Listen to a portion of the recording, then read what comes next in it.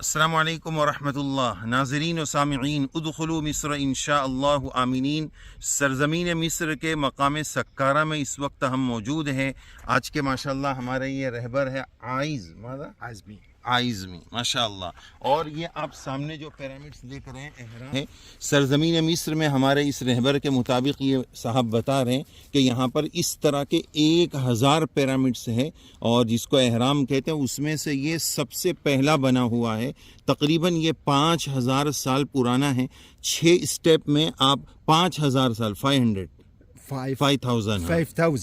5000 साल पुराना है और ये 6 स्टेप में आप बना हुआ देख रहे हैं।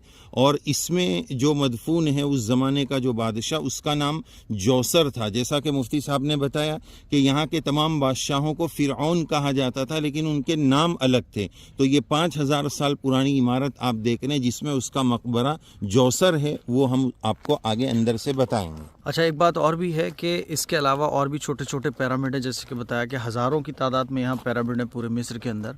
और ये पूरा 2000 किलोमीटर का पूरा रेगिस्तान है जो लिबनान और मोरक्को वगैरह तक पहुँचता है रास्ता। और ये पूरा पिरामिड से घिरा हुआ रास्ता है।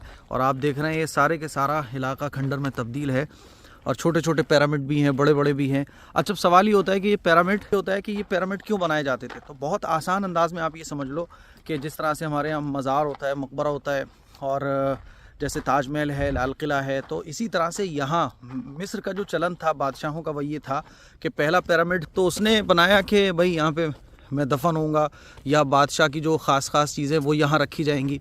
फिर एक चलन हो गया और फिर बाद के बादशाह जितने भी गुजरे सब ने इसको बनाया। तो गोया कि ये बादशाहों की एक ख़ास अलामत हुआ करती थी पिरामिड। इसमें के एतबार से मुफ्ती साहब यूँ कहा जाए कि गोया वो उस ज़माने की इनकी दरगाहें हैं। बिल्कुल। अच्छा, और दूसरी बात ये भी कह सकते हैं कि गोया हर एक का, इसमें मुझे वो याद आ रहा है मुफ्ती साहब कि जब अबू जहल को ख़त्म किया जा रहा था तो उसने कहा था मेरा सर थोड़ा नीचे से काटना ताकि पता चले कि भाई मैं कोई बड़ा आदमी हूँ। तो बिल्कुल इसी तरह इन्होंने भी अपनी मरने के बाद भी बड़ाई साबित रखने के लिए इस तरह की चीज़ें करते हैं। वो पिरामिड की कहानी जो आमतौर पर लोग नहीं समझ पाते हैं, तो ये एक इमारत है। अच्छा, इसमें राजाओं के ख़जाने भी हो सकते हैं, बाज़ मकबरे भी हैं और बाज़ और भी निशानात वगैरह हैं। इसमें बाज़ दफ़ा बादशाह की ख़ास अहम मीटिंग जो हुआ करती थी वो भी यहीं पर है। तो ये 5-5 हज़ार साल पुराने जो आप रहे हैं, यहीं पर हज़रत यूसुफ़ अलैहिस्सलाम की जो कैद खाना है वो भी यहीं है। और यहाँ पर यूसुफ़ अलैहिस्सलाम से मुतालिक बहुत सारी चीज़ें हैं। कुल मिलाकर ये पूरी हिस्ट्री मैंने बहुत मुख्तसर अंदाज में समेटने की कोशिश की है और अब हम इसके अंदर भी जाके आपको दिखाएंगे कि इसके अंदर होता क्या है। वीडियो आप ज़रा ध्यान से देखिएगा क्योंकि ये वो वीडियो है जो आमतौर पर आपको वीडियो तो बहुत देखने को मिलेंगी, लेकिन इतनी नज़ाकत, इतनी नाजुक चीज़ों को बहुत कम बताया गया है। अंदर चलते हैं और अंदर चल के बताते हैं कि इसके अंदर क्या है। अच्छा जनाबे वाला, हमने आपको ये कि ये जोसर ने बनवाया था पिरामिड। अब यहाँ से रास्ता है अंदर जाने का।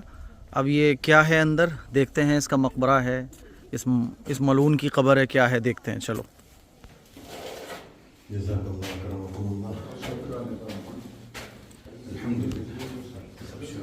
जी, हम अंदर आ चुके हैं। देखिए आप, यहाँ पे भी पत्थरों को काट कर मैं हो गया हूँ। चलिए साहब, यहाँ पे थोड़ी सी आसानी ये है कि हम यहाँ पर कम झुकना पड़ रहा है, पूरे भी खड़े हो सकते हैं, लेकिन फिर भी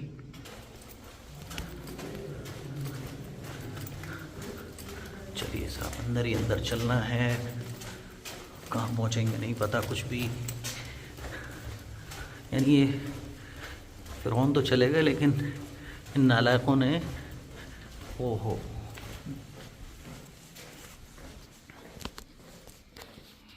मोबाइल ना गिर जाए भाई साहब। अल्लाह अकबर।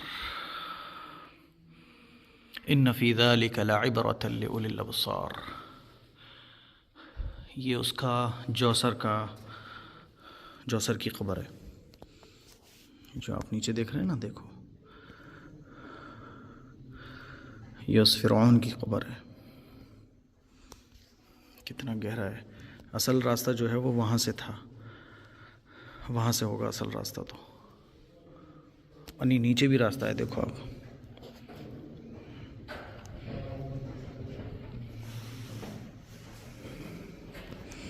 देखो असल रास्ता तो नीचे से है, ये देखो आप।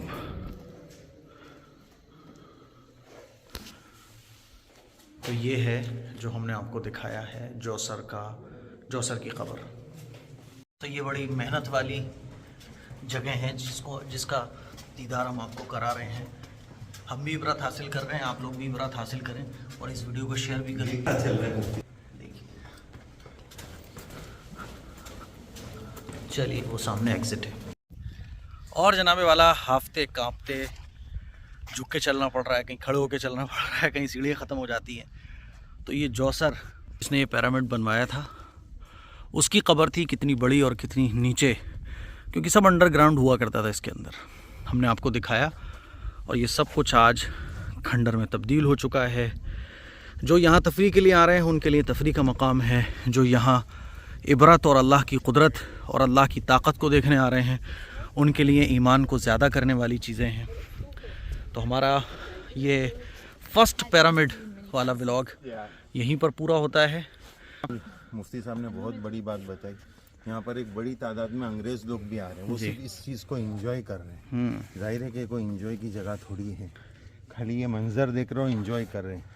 क्योंकि ईमान अल्लाह ने हमें दिया है, हमारे ईमान ही में एंजॉय है अल्हम्दुलिल्लाह। सही बात। हमारे लिए तो ये इबरत की जगह है।